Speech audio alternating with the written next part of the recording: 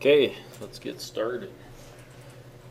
The sooner we start, the sooner we get done. I don't know, today I may take most of the time, we'll see, because it's the first round and we're going over stuff, in the future. My lecturing, if you want to call it that, might be diminished a little bit. We'll kind of see, but you might want to have up your courier, okay? And when you bring it up, you can bring it up either in an HTML form or in a PDF form, right? Whichever you prefer. I generally use the HTML, but as we've experienced in this classroom, sometimes that stinks because it's logging you guys out. So if you want, it wouldn't hurt to go ahead and download the PDF. You can put it on your desktop for now, right? And use that, and then it can't log you out. So, and that might help too when we make it on decision days. I have sent in a request to the powers that be, but who knows if anything will happen. I guess we'll find out maybe more so next Tuesday when we come back to decision time. So. Okay, this is the report, right? This is the one that after the round and while you're prepping for your next round and whatnot, the courier is what you're going to look at. Okay, it's going to tell you the things hopefully that you need to know in order to make your decisions. And you can quickly go to a particular page or segment if you want by clicking up here. You also note that you can just scroll all the way down. I tend to just scroll down, okay? You might see me moving, back and forth kind of quickly here. I apologize if I do that. I'm probably a little more used to the game. So I like to just start at the top, take a look. Of course, it tells me who the teams are and who's on those teams. But then we get down to these selected financial statistics, and this is always fun and interesting to look at. It all is. But this tells me some really important things. And the first thing that we might want to look at, and we generally will look at, is going to be sales, right? We kind of want to see what team sold the most. In this case, it was our two computer teams, right? They sold about the same, 143, 145 million, somewhere in that neighborhood. Okay, not a big difference. Okay, Andrews, our student team, okay, was next closest, 129, not too bad. And Digby, our distance team, also not too bad at 121, so not that far behind. So sales is kind of important. Is that going to be the telltale thing, that determines who the winner and loser is? Okay, there's so many other things that can happen as the game goes on. Early in the rounds, it'll oftentimes tell the tale. Okay, early on here, the team that has the high sales may do the best, but as we move along, we'll find that there's going to be so many other factors that can enter into this, and we'll talk about some of those maybe briefly today, but some of those get more in depth that we'll just talk as the semester goes on. Do I spend a lot of time up here worrying about ROS, return on sales? ROS is kind of cool. You can look at it. It gives you an idea, what your final profit margin is, right? And that's okay. I don't find it a particularly compelling statistic. Okay, in certain industries, and this is one where you guys are all the same, and so you're comparing ROS to ROS, that's great. But again, I don't necessarily find it to be that compelling in this game. You'll find that I don't use it in the score thing, and we'll go over the score thing a little bit later. So asset turnover, that can be kind of important. Again, we won't find ourselves spending a lot of time, I don't think, really looking at that. Okay, ROA, same thing. ROA can be deceptive. Okay, ROA can be deceptive because ROA is return on assets, right? We may have low assets with a relatively high return. That makes it look good, right? We may have high assets with a relatively low return, but we still do pretty good too. That kind of gets back to that whole, are you Walmart that has lots of assets, a relatively low return for its assets, right? Okay, versus a Microsoft or some other company that has fewer assets but huge returns. So I don't know. Leverage is important, okay, because in my scoring thing, there can be deductions for too much leverage. Now, I think leverage is extremely important, and I would hate to tell somebody or a team that having too much leverage is necessarily a bad thing. But as a banker, I would also tell you that leverage means risk.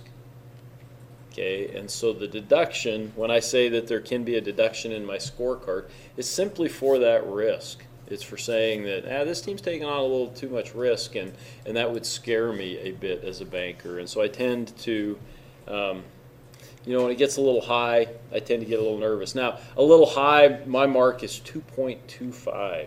And you'll see every team is under that. Baldwin's pretty close, except Digby. Okay, Digby had a little too much debt, and really the main reason Digby ended up with too much debt is because they ended up with an emergency loan. Okay, and we'll talk a little bit about their emergency loan. They're the only team. It is the only team that ended up with an emergency loan. Okay. And we might look at some factors why. I may kind of leave that a little open too, though, because that is one of your assignments for next week, is to tell me why they ended up with that. So you might find, because I forget, I've already written up what the questions are going to be for next week, I might end up answering them here as we go along. So paying attention might be a good idea, but I don't know if I'll try not to answer them. I'll try to avoid that, but sometimes I slip, and oftentimes I forget what the questions actually are, even though they're right here. But it's all right. We'll look at those later. Okay, ROE, return on equity. Okay, if I'm an investor in any company, okay, this is one of the major things that I care about. Okay, I really, really care about return on equity because it's my equity, right? If I have bought stock in your company, that means that I have given you equity, my money to use as equity. And I want to know what my return is. Okay, so ROE is kind of the biggie, and you'll see in my scorecard that it's the biggie. Okay. So that's a number to glance at, and it's important to glance at, and it's important to see how it looks. We're looking here at Ferris 22.6%. Wonderful. That's a great number. If I could find a company that would return me 22.6% every year, I might invest just about every dollar I have. Okay, that's pretty rare. It's pretty rare. Although Berkshire Hathaway's done over 20% for like 50 plus years. So if you'd owned Berkshire going back to if you'd invested, what was it, $10,000 with Berkshire Hathaway in 1956, it'd be worth over. I think it's $200 million now or something like that. Yeah. So it's done pretty good. Anyhow, by the end of the game, we'll probably see some of these numbers, especially at the end of the competitive rounds. We might see some ROEs pushing 40, 50%. So just to give you an idea that while 20% is really good, and I say it's really wonderful in the real world, it is. In this game, you have an opportunity to really push that number even quite a bit higher. Okay. Sales and then earnings before, EBIT stands for earnings before interest and taxes. Earnings before interest and taxes. And that's a good number.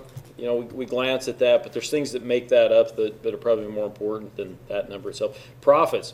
Okay, profits, again, can be a little bit deceptive, and I like profits. Don't get me wrong. I think profits are great. You guys are all starting out on an even keel. Okay, and so you would think that making the most profit would be just an obvious, that's the one that I want, right? But there's too much that goes into that, right? Okay, or I shouldn't say that. There's more to it than just profits, and part of that might be if you're a team that returns some of my investment to me, okay, in the form of dividends or maybe buying back stock. So you're returning some of my investment to me, and your profits are a little bit lower, that still might be okay. That still might be a better investment for me, right? Okay, and so there's some things you can do on your financial statement that really have an impact over and above what profits are. So while I think profits are very important, and I definitely want to take a look at those, especially in the early rounds, because you guys all started out even, right? But there's going to be so much separation and teams going in different directions probably as the game goes on that we'll see. Okay, if profits end up being the big thing. And by that I mean that maybe a little bit more succinct there. By the end of the practice rounds or the end of the competitive rounds, the team with the highest profits is not necessarily the team that's going to win. Okay? Definitely might not be the team that wins. Okay? They might be, don't get me wrong. Earning a lot of profits is a great thing, but they might not be the team that wins because they're not necessarily giving me a better return. Okay? Cumulative profit, that's just going to keep track.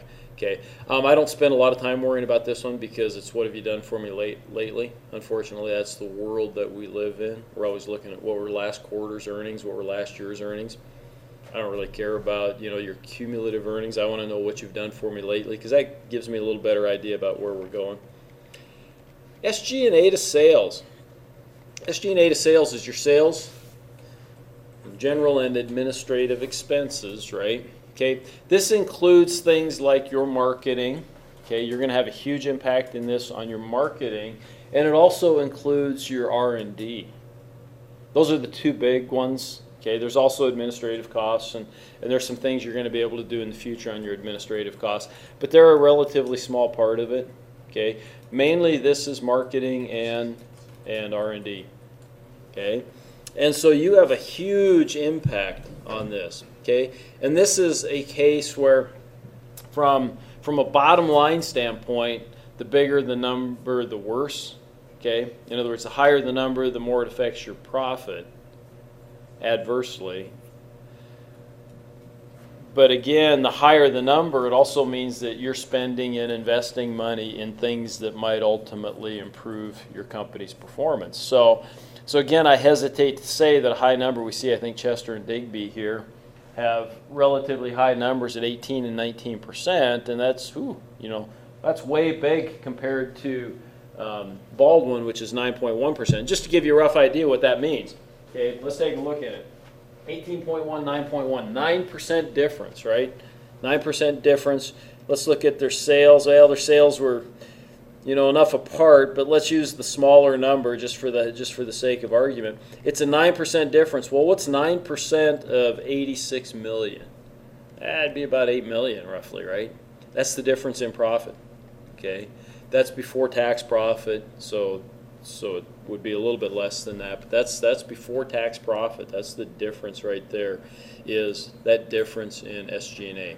Okay, so the answer there, does that mean you don't want to spend a lot of money on marketing and you don't want to spend a lot of money on R&D? The answer is to do it very efficiently and very effectively. Okay, that's the key, and that's the whole key to management always, right?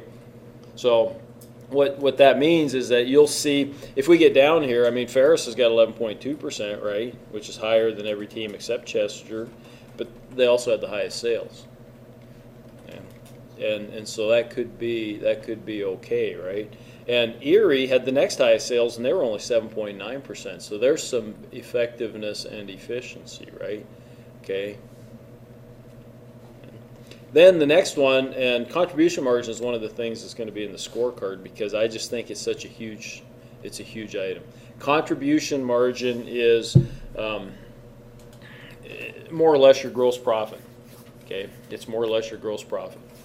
Right, so it's your sales minus your variable costs. Variable costs being labor and materials. Okay, direct labor and materials. Bless you. Okay, you'll see, and I think the guide tells you that anything over 30% is pretty good. And so we've got a company, 3 companies that are over 30%, and everybody is relatively close to 30%. Okay. This is another one of those numbers that I'll tell you by the end of the game, we might see some teams pushing 50 or 60% on the contribution margin. Okay, so while these are pretty good numbers right now for the first round, I'm saying, yeah, that's all right. You did a pretty good job, really, of getting a decent contribution margin. It's going to go, don't be satisfied. Don't be satisfied at that 30 or even 35% because that's not going to be enough to win this thing when we get to the end. it's going to take a far greater contribution margin. So what are the things that go into the contribution margin? Keep it simple in this case, right? Price. The higher the price, the better the contribution margin on the one side. The lower the variable costs, which are your labor and material, okay, then you get a bigger contribution margin. So if you can maximize the price, minimize your variable costs, labor and materials, you're going to have a higher contribution margin. Now, the price is pretty easy. You kind of look at that, you kind of set it, but you got to remember there's competition. It'd be nice to always set your price high, but you have to remember that there's competitors that might steal your sales if you set your price too high. Okay, variable costs. A lot of people, a lot of teams maybe don't spend as much time looking at the guide and understanding what all goes into variable costs. I saw that last semester. I saw them effectively maybe reducing some of the labor costs, but not really looking at the material side. And labor's a more, you can do more on the labor side than you can on the material side. But I saw a lot of teams that left what I would say left a lot of money on the table because they weren't looking at the material cost reductions that they could get. So you guys might want to, spend a little time. I'm not going to tell you what they are. Okay, do a little work, do a little reading. Okay, you might be able to figure out that there's some things that you can do that can save some bucks. You might also just figure that out by looking at what some other teams are doing, especially following what the computer teams are doing maybe and doing, but do both. Do a little research, look what the other teams are doing, take advantage of that. So especially when the competitive rounds get started, okay, at the very start of the competitive rounds, you can be a little bit more aggressive. Okay.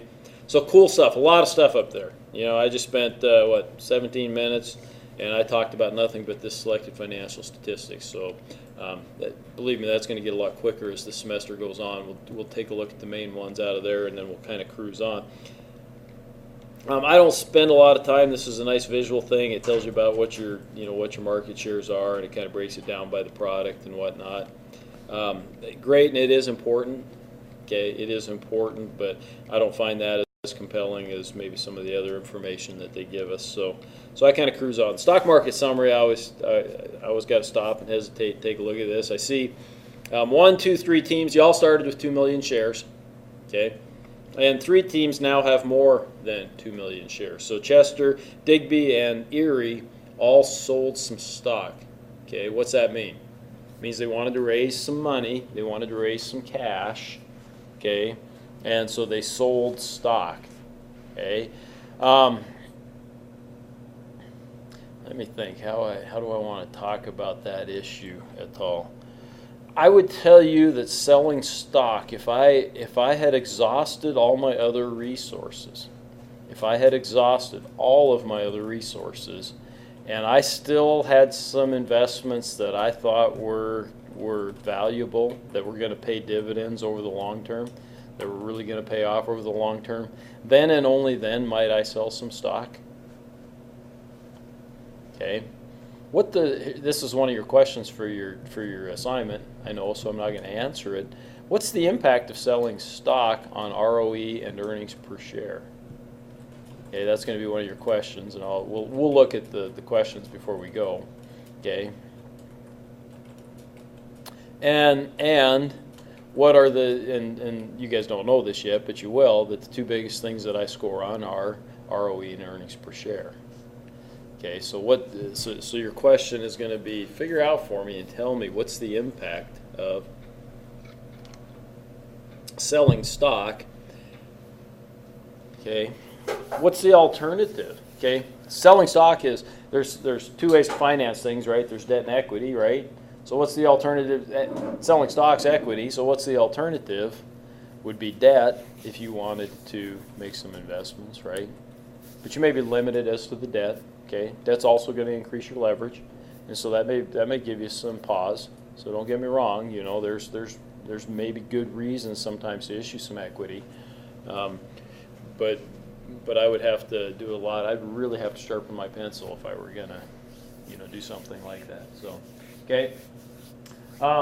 Digby 2.35 million. As the class goes on, we'll take a look at a figure like that, and your question for next week might be, what was the actual effect on earnings per share? So I'd make you do the math.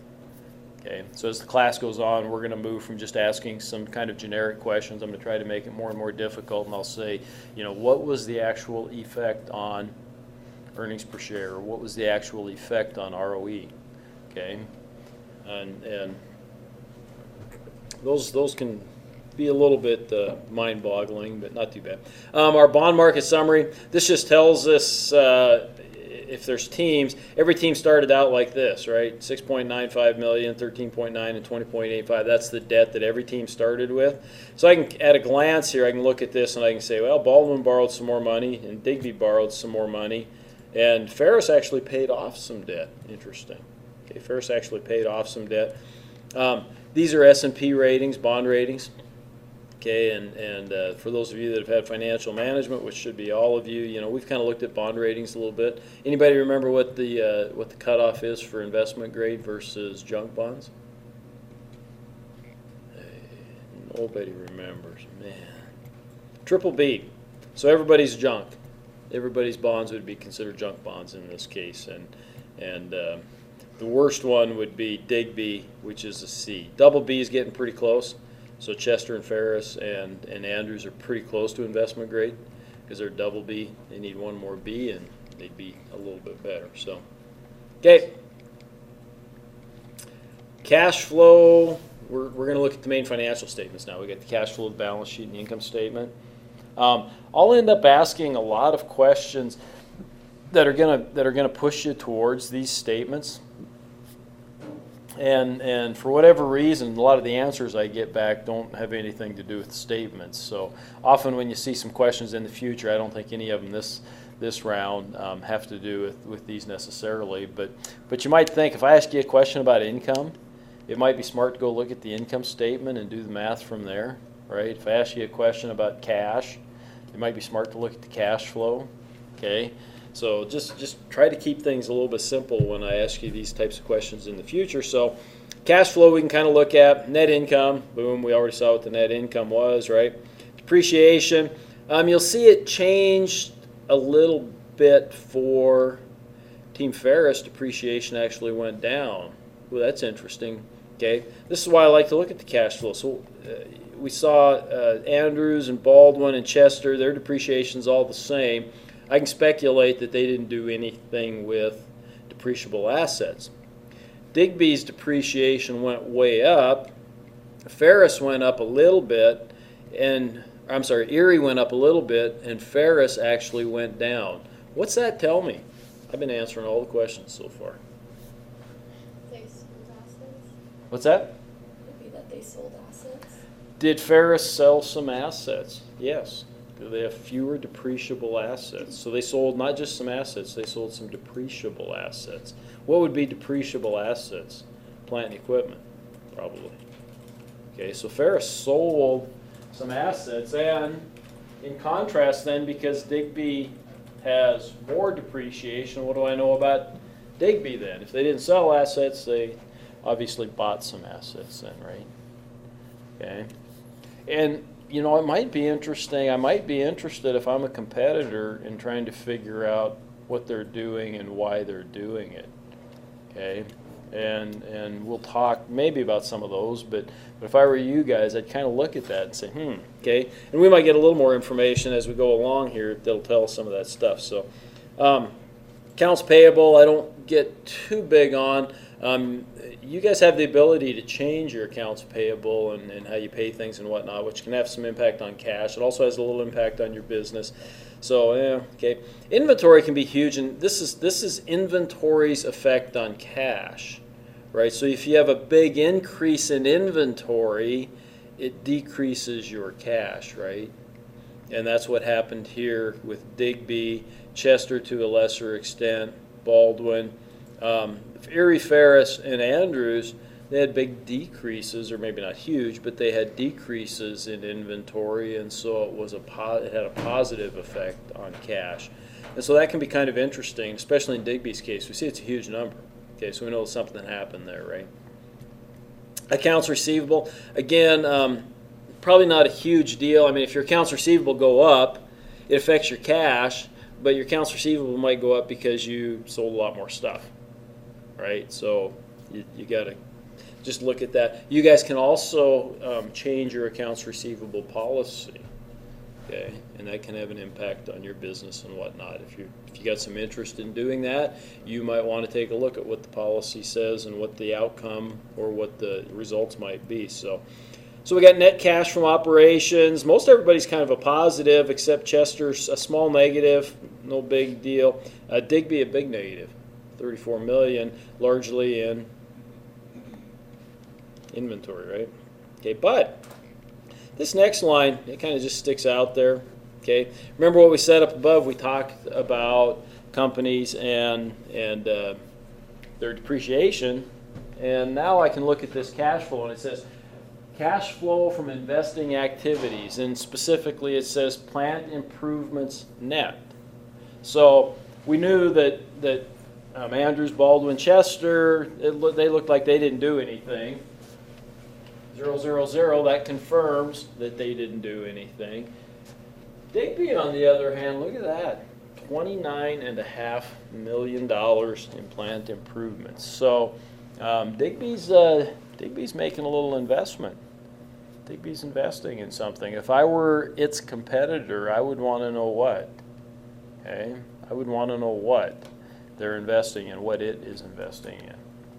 Okay, and can you find that? Yeah, you might want to take a look. On the other hand, Erie is investing a little bit as well.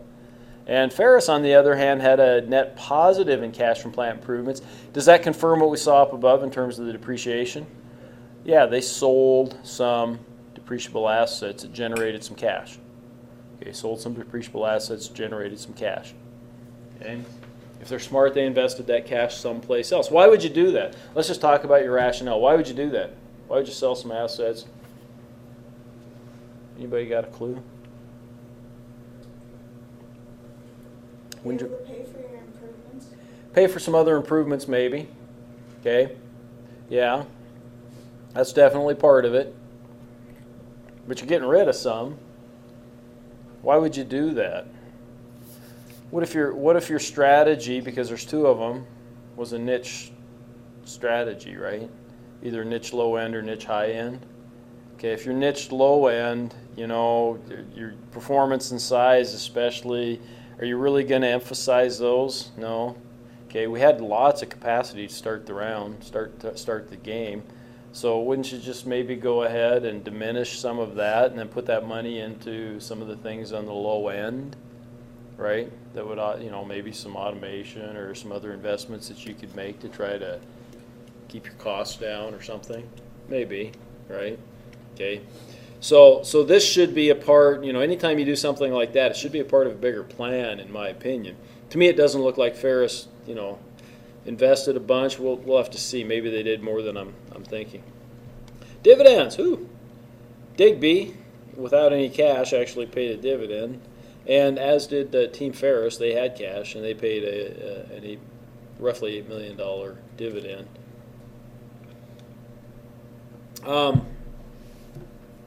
I don't think we'll find early on that's a huge impact. Okay. What is the impact, though, ultimately, of paying a dividend? What things does that affect on your balance sheet? Let's put it that way. If you think that through a little bit. What's it decrease on your balance sheet?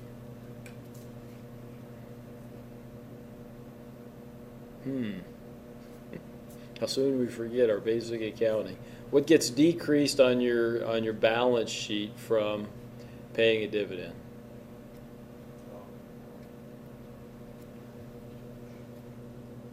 Keep it simple. If I write a check, okay, from me to somebody else, what gets decreased? My cash, thank you. Certainly. Anything else get decreased? In my case, if I wrote a check to Mikkel, what else would get decreased? My personal equity or net worth, right? Okay.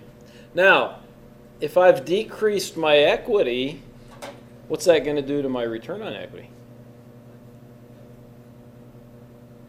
It's gonna make it go down. Ooh, You had a 50-50 shot. Or would it go up? It would make it go up, right? Because return on equity is your return or net income divided by equity, right? So it's your denominator. If your denominator gets smaller, your answer gets bigger, right?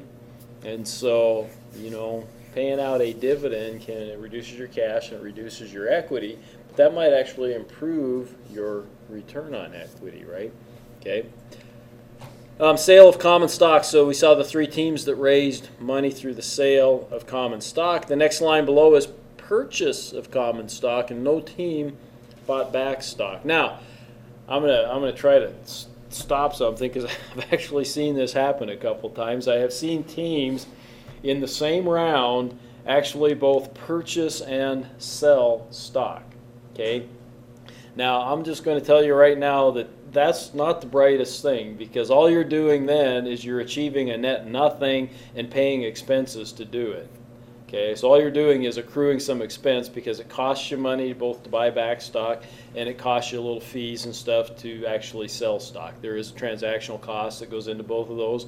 So you're going to pay the transactional costs, and in the end your balance sheet isn't going to change other than you're out some money because you paid some transactional costs. Okay, so do not buy and sell stock at the same time. Okay, and in fact, it would be my recommendation that buying and selling stock, buying and or selling stock, should be more of a planned thing that you would do throughout the entire game. Okay, based once again on what? Maybe like your strategy, right? Okay, and it can become a tactical thing. You might adjust it from round to round depending on where you're at, but that should be something that you would make some plans about, right? Okay, what's it mean when I buy back stock?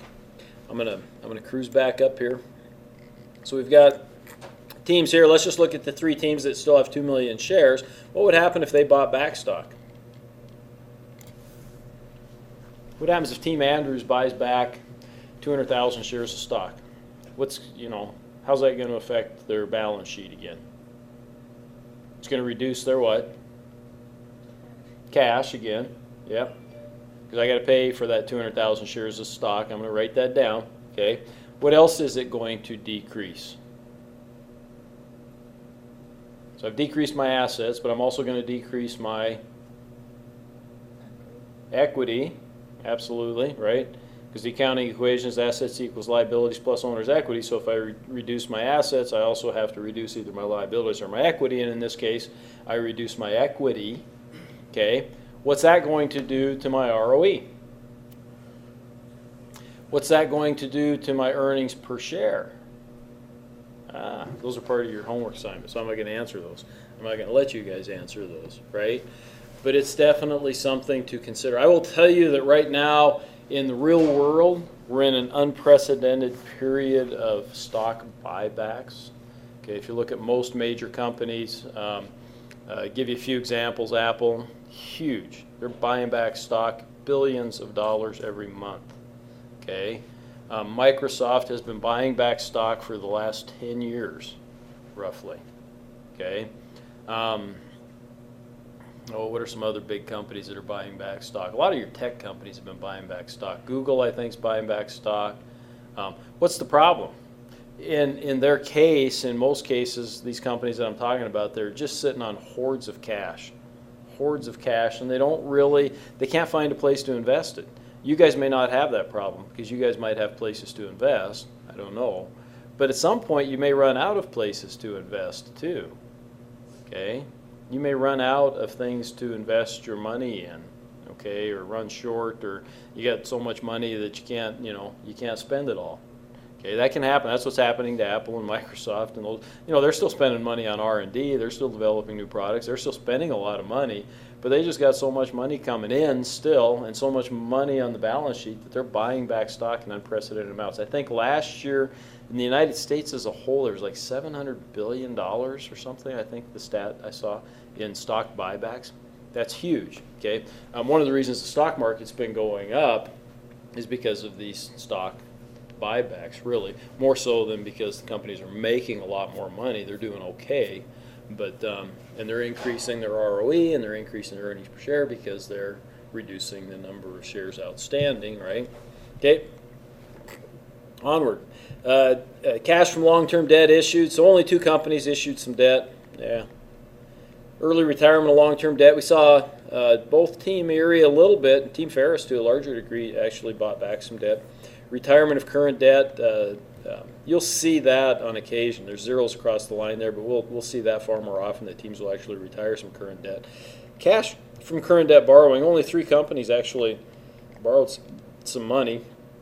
Digby didn't borrow enough because then they ended up still having to borrow an emergency loan of $16.5 million. Ferris and Erie each borrowed $11 million. So we end up with net cash from activities, from financing activities.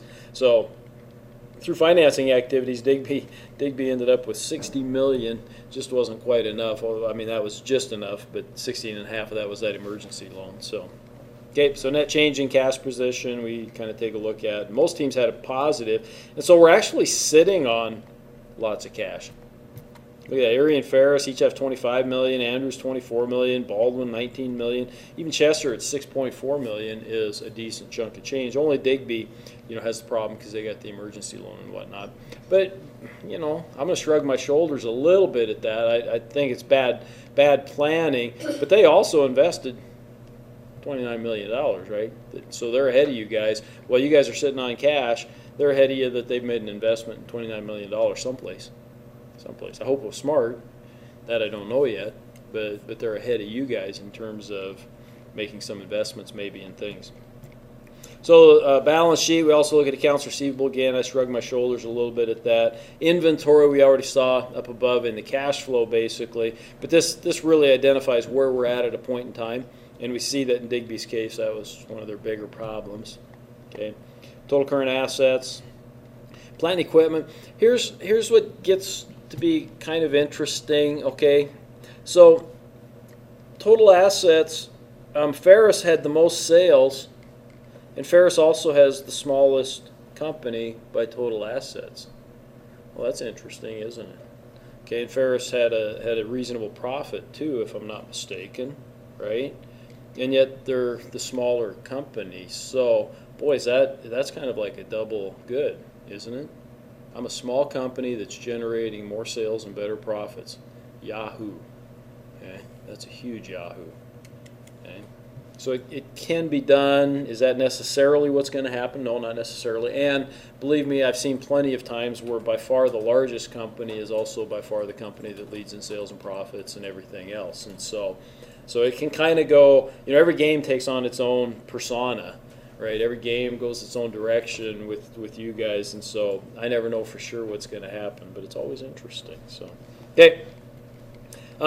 So plant and equipment, we saw the depreciable assets, and this just confirms that for Team Ferris, went down substantially. Look at Team Digby, they went the other way, and we know that because they spent $29.5 million on plant improvements, so they're up to $143 million, whereas Team Ferris is down to $87.8 million. Okay, now I'm going to tell you again that while this is a good thing, Ferris is small. If Team Digby is investing in the right places, they may be saying, hey, we're going to take a hit here for the first couple rounds, but we're going to prepare ourselves for competition in the future, and that can certainly be more of a long-term look, versus a short-term look. I mean, only time's going to tell. I don't know that. I'm just saying that all things are not what they seem when you're looking at this. And, I'll brag about a small company, but in the end, this team with a bigger company might do better. Who knows? Okay. Again, it's going to depend on where they're investing their bucks. If it's fitting their strategy, might be a good thing. So debts.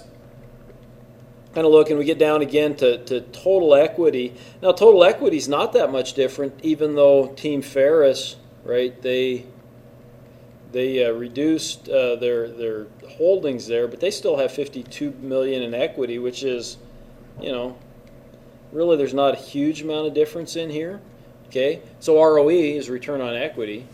Okay, so it's not that much different, even though Team Digby's a much bigger team in terms of total assets. They're not that much bigger in terms of total equity. So ROA is going to be way different. Even if they had the same profit, their ROAs would be way different, right? But their ROEs, if they had the same profit, would be pretty similar. So again, that's why I think the ROA can sometimes be a little bit deceptive.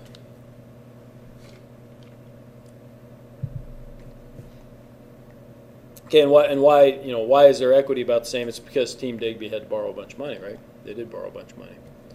So even though they got lots more assets, they also have lots more debt. That's why they had a higher leverage ratio too. Okay, but equity in terms of equity is about the same.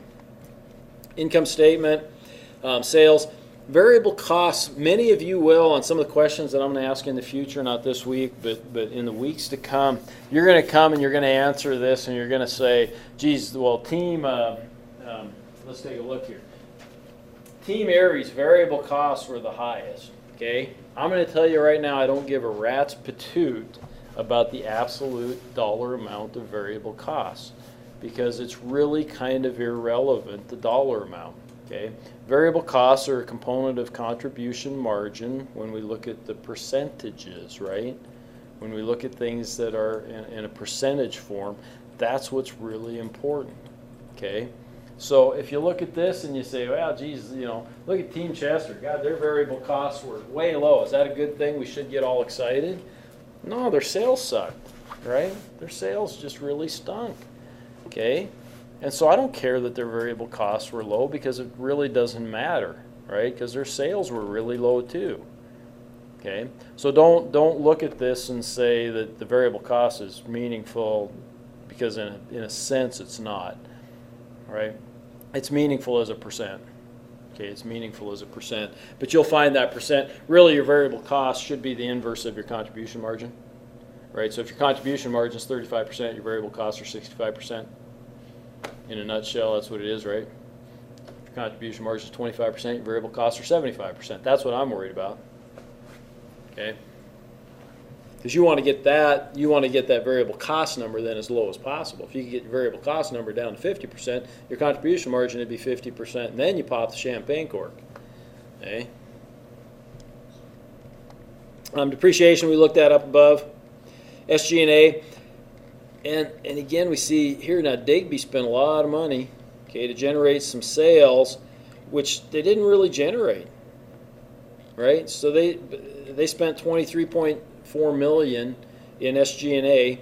That's either in R&D. Now their R&D could be a big deal. Maybe they're really pushing some products out in the front edge, and maybe they're doing some other things, and maybe they spend a lot of money on sales, marketing. I don't know yet. I'll be able to figure it out. But it didn't really do much to generate a lot of sales. They're fourth best in sales, right? So that's not very efficient. That's not very effective spending of their SG&A at this point. Okay. Others, we're not going to see this other account be a big deal until TQM kicks in.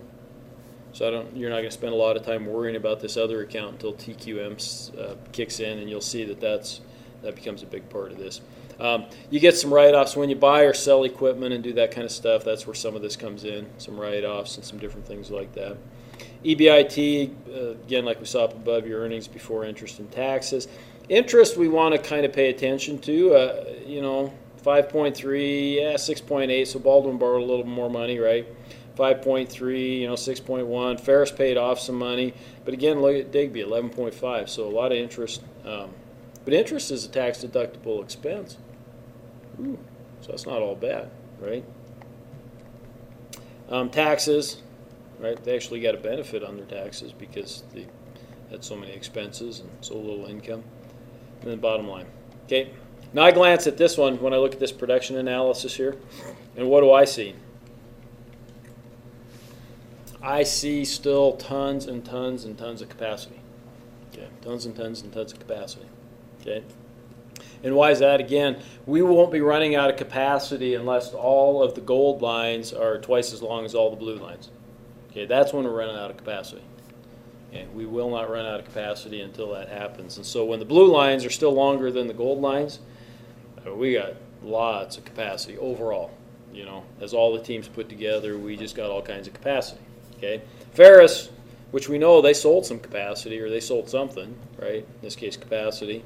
And Erie did a little bit. Digby, it just looks like, they kept their capacity the same. And remember, we had some issues. They made a bunch. They made more than their first shift capacity, but they didn't sell any capacity or anything like that. And that might have contributed partly to it didn't partly, but maybe largely to their emergency loan, right? It's having that much excess inventory. This is a good one to glance at. Again, a lot of you guys are probably more visual than I am. I'm more of a numbers guy, but I can look at this one and say, God, there's still all kinds of capacity there. So is there, do you want to do something about that? That's kind of up to you. Over time, obviously, we're in fast-growing industry, right?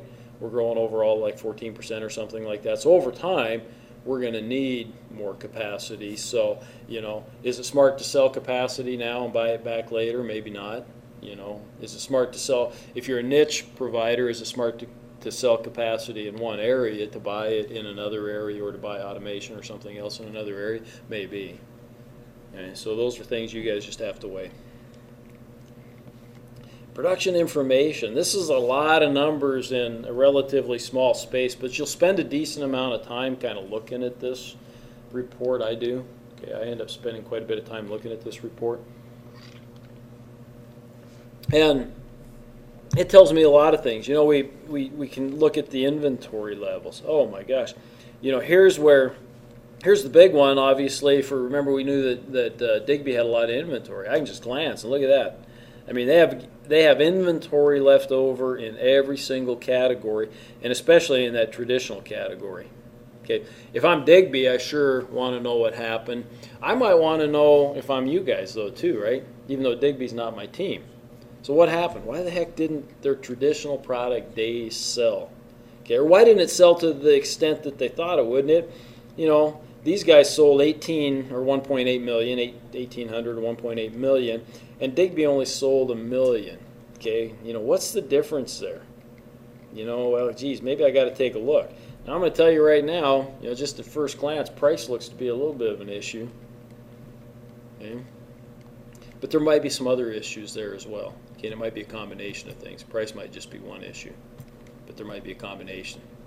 And I want to look at that. And there's a little more detail down below that's gonna help us out there. But on this report, I can get that first glance, and I can see that this happened all the way down for Team Digby. Okay, it's easy to say that they might have produced too much. Okay, and maybe they did, but their sales were 25 million below the highest. So they also didn't sell like they could have, like these teams down here did. Okay, and so maybe they made some investments and did some other things, but maybe they didn't do some of the other things that they needed to actually sell some product, right? Because if they'd sold 25 million more, they wouldn't have had an emergency loan, right? Maybe they'd be standing on the victory podium. I don't know, but they did some things wrong when it came to selling. And I also know that they spent a lot of money on SG&A, so they spent a lot of money on R&D, which should have helped their selling, and they spent a lot of money maybe on marketing, which should have helped their selling. But they did some other things wrong. And I can glance at this and I can say price is one thing. Okay? My warning here, or my admonition here, is that it takes everything, right? You got to put it all together. This is a package when you're selling every single product and every single segment and every single this and that. It takes a package, right? I mean, you can be perfect in 7 areas, and if there's 8 areas and you blow the 8th one, you might just be toast. Okay, so that's what keeps the game kind of interesting, kind of exciting, makes it difficult for you guys and a pain in the butt, but sorry. Look through this and look through some of those things. Okay, Andrews has got virtually no inventory. What's my concern there? What's my concern for Team Andrews? They got almost no inventory. What would be your concern? More production. Maybe they needed more production. Maybe they left. Here's my concern: is they left a lot of money on the table. I don't know that yet. I'll be able to tell. There's places I can look and tell. But they might have left a lot of money on the table, right? The stockouts are worse than having. Okay, now I'll tell you, in their performance and size categories, that's just about perfect, right? Almost perfect, because you got a few left in inventory. Guess what? I know that I sold everything I could, and I got just a couple left in inventory. Yeah, okay, I can pop the champagne cork there, but I'm a little bit concerned in my low and traditional and high end categories because I got zeros. Okay, that may be perfect. I may have sold just exactly enough, and it'll tell us here in a little bit.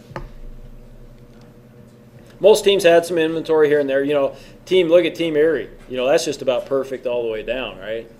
They got a 0 there. I don't know if they left some on the table there. They might have, but, you know, 40, 50, wow. That's wonderful, okay? So we come down, and this goes to each segment at a time, and there's some cool stuff when we look at this. Now, the most important cool thing, and it's the thing that I think most teams tend to fail at, is they don't pay attention to the customer buying criteria in each and every segment, okay? This tells you what your customer is looking for, okay? And it tells you at what level the importance is, right? I'm not really concerned in the traditional segment about reliability. That's pretty low on my list of concerns, okay? I'm really concerned about age, and I'm about equally concerned with price and ideal position.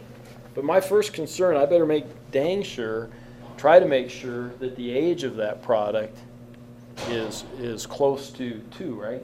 Yeah. Okay.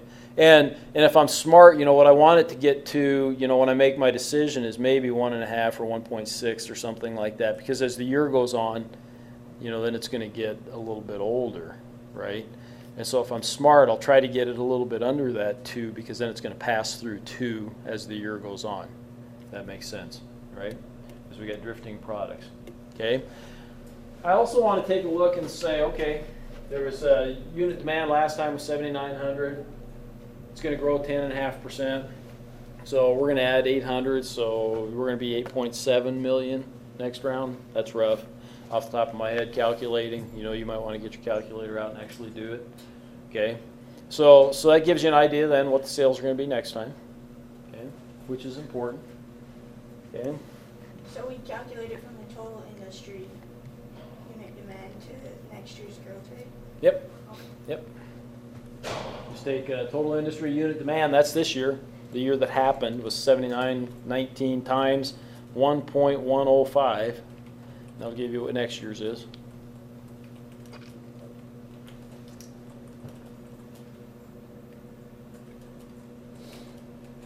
Okay, but age is most important. Price is second most important. Remember what I say about days for Team Digby.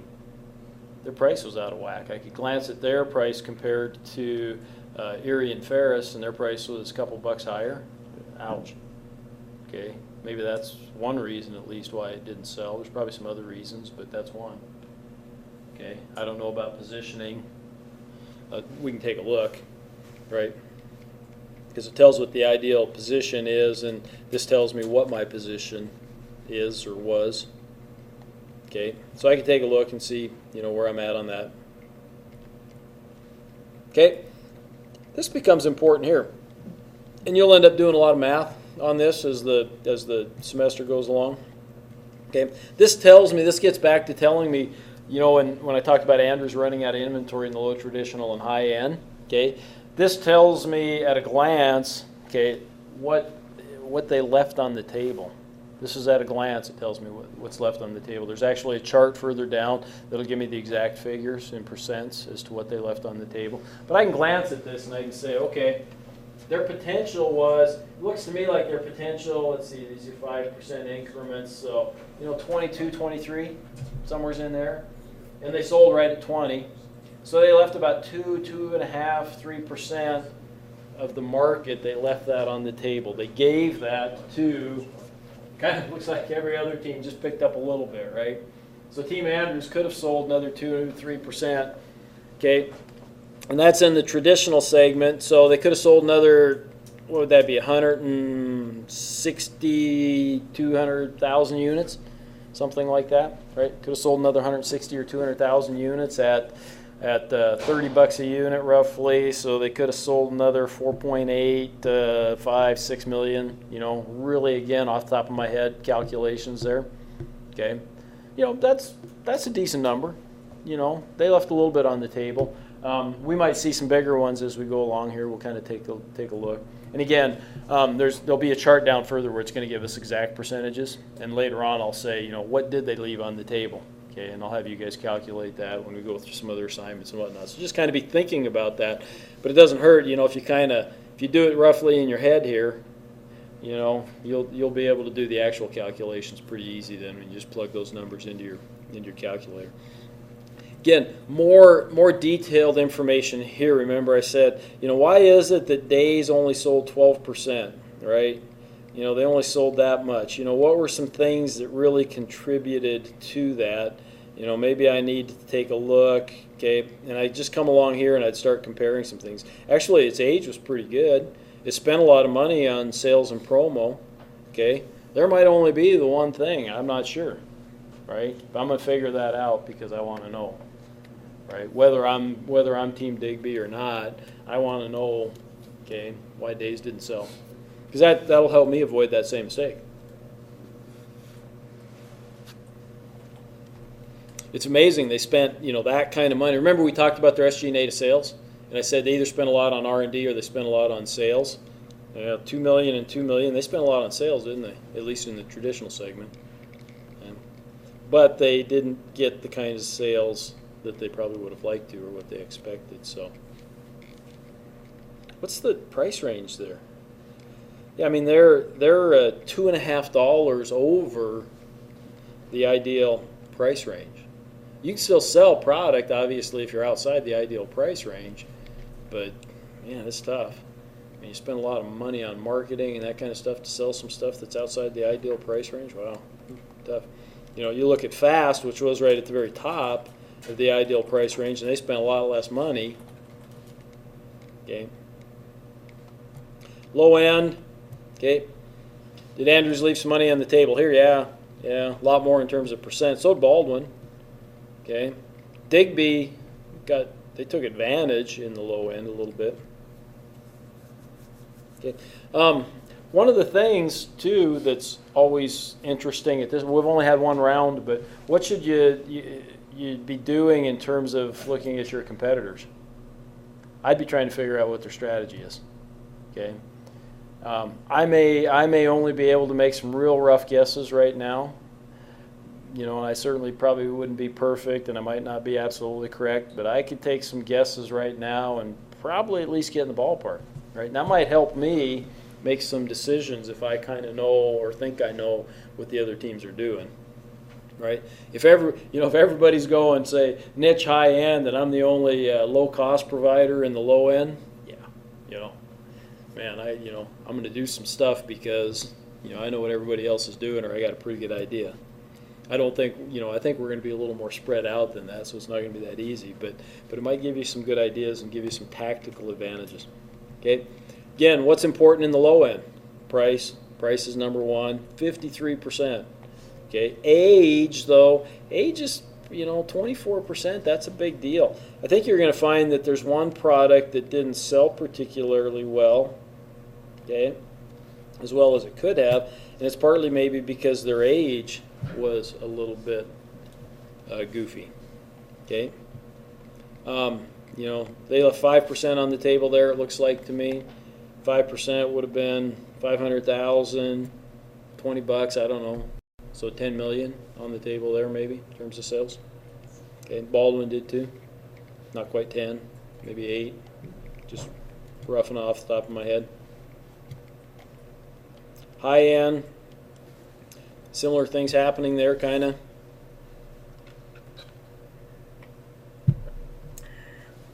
Boy, we're seeing saw quite a bit of movement over there. That's kind of interesting. Okay, I think I've expressed enough or told you enough that I think that this is really important to get a look at these things and try to figure out, why products are selling and why they're not. Whether it's your product or not that's at the top of the list or the bottom of the list, you need to take a look and see what makes a product at the top of the list or at the bottom of the list. That will help you with your decisions. A little money left on the table there. Okay, in the high end, we knew that Andrews had probably left some money on the table.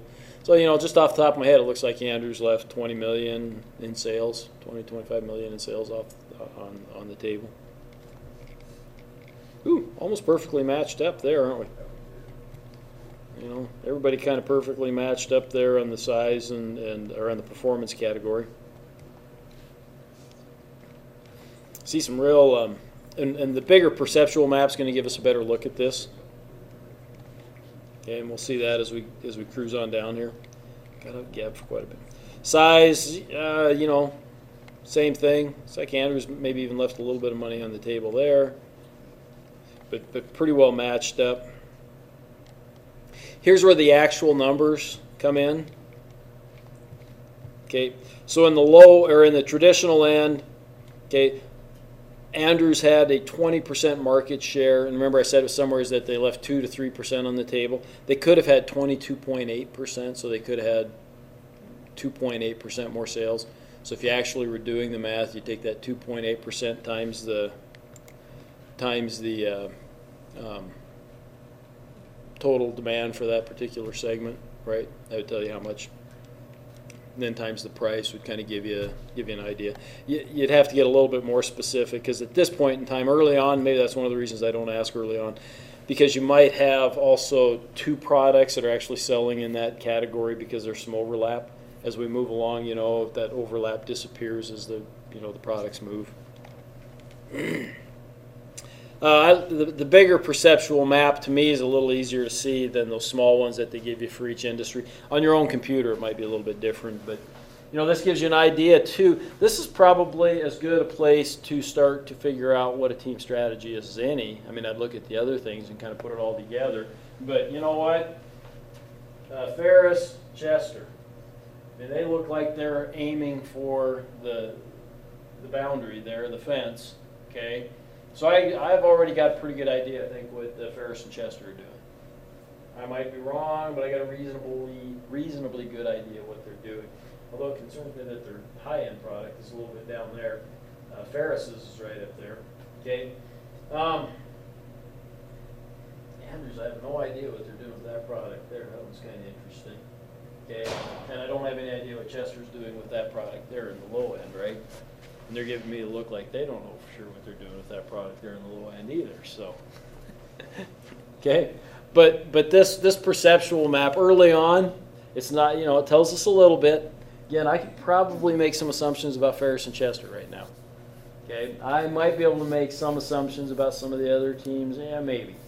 Okay, but this is going to start to be more revealing as it goes on. It's going to show us a few more things.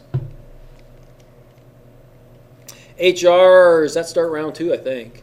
Okay, you guys get to start making HR decisions. So at this point, it's not going to tell me anything. Okay, keep in mind, take a look at the numbers and what it tells you need to do to have any effect here.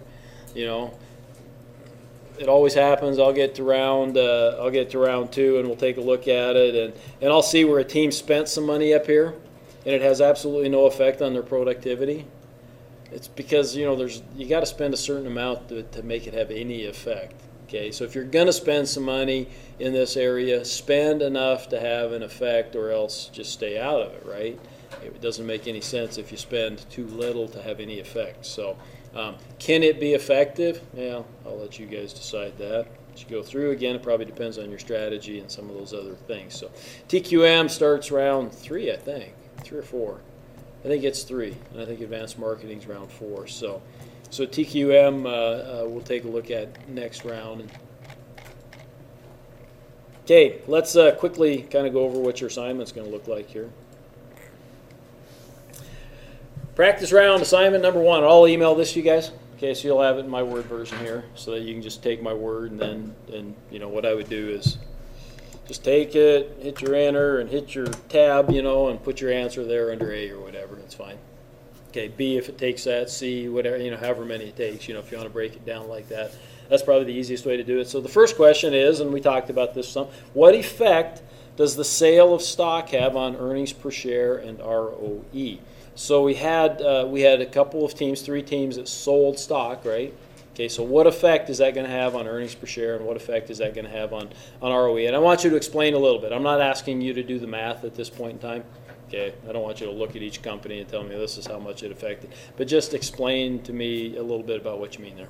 Okay. 2, why did Eat and Fast sell so well relative to the competition? I'm not sure what segments those are in, but you see specifically, why did they sell better than Able?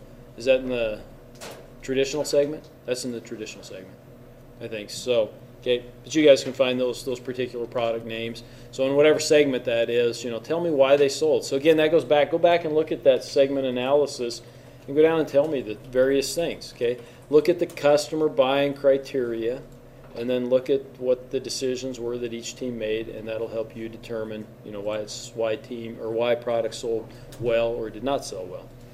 3, why did Digby require an emergency loan? This is going to take more than one.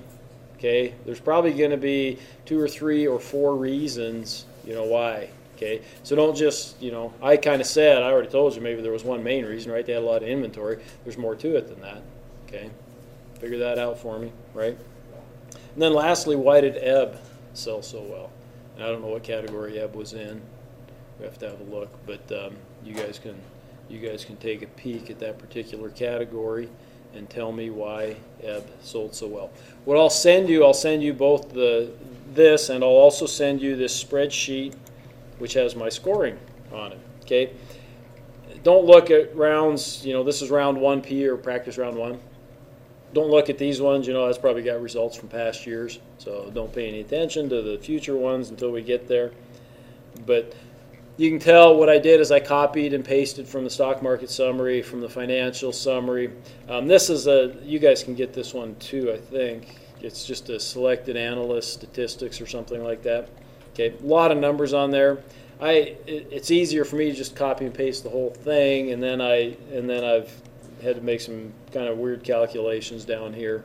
Don't try to figure out my calculations. I'm not sure I can go back and recreate them, so I hope they don't change some of these reports, or I'm going to have to go back and think. Okay, but here's my scoring. I've got EPS. It's the top one. Okay, I'm going to tell you too. When we talk about earnings per share, it's only important in this game whether it's higher or lower. And the only reason I say it is because you all start the same.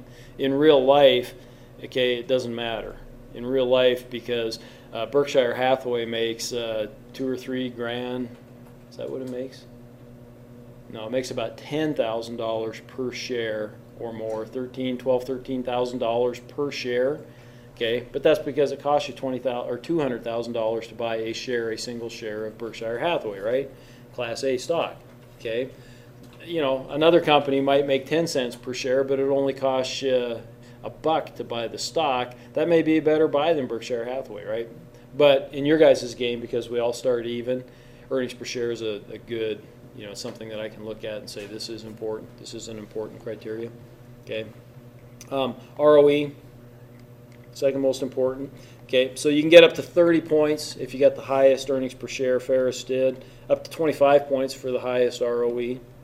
So that's 55 out of the 100. Contribution margin. Chester actually had the highest contribution margin, so good for them.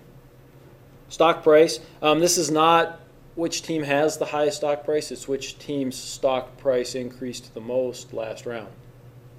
Okay, so I'm interested in seeing what'd you do for me lately. Again, kind of a real world thing. Profits, I said they're not that important, and they're kind of not, but they're at least partly important, so you can get up to 10 points. So 10, 10, 10. Cash flow, that's kind of a risk thing too. And so I just say the team that has the better cash flow, they get a little bit better. Not a huge factor. Cash flow isn't going to be. Strategy, y'all get 10. Okay. The only time you wouldn't get 10 that I might is if you're really going away from your strategy completely. Now, you can change a strategy. Okay. If you see tactically that it might make some sense to change your strategy, just send me an email. Okay. But otherwise, if you don't send me the email and I see that all of a sudden you've gone from being a low end, which you told me originally, to being a high end something or another, then I'll deduct some points here. Okay. Okay. Early rounds is kind of tough for me to tell for sure. So this one, first couple rounds is probably nothing to worry about. But as you go along, make sure you're pursuing your strategy. I almost never make deductions here. Okay, just occasionally I'll go in and some team, they're obviously not doing what their strategy says, and so that's kind of a wake-up call. Usually they're getting their butts kicked anyway, so it doesn't have that much effect. And then I got some deductions here. You can get a deduction for an emergency loan, leverage, or working capital. The only team that got deductions, and they got the trifecta, was Team Digby. They had both or all an emergency loan. They had leverage that was too high, and they had a working capital issue. I want you to have at least $20 million in working capital. What's working capital? What's the definition? The accounting definition is,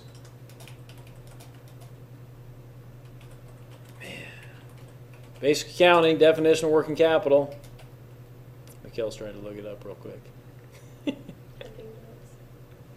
Current assets minus current liabilities. So you should have a positive of 20 million. Current assets minus current liabilities. Usually, wasn't for 5 out of the 6 teams. It wasn't an issue.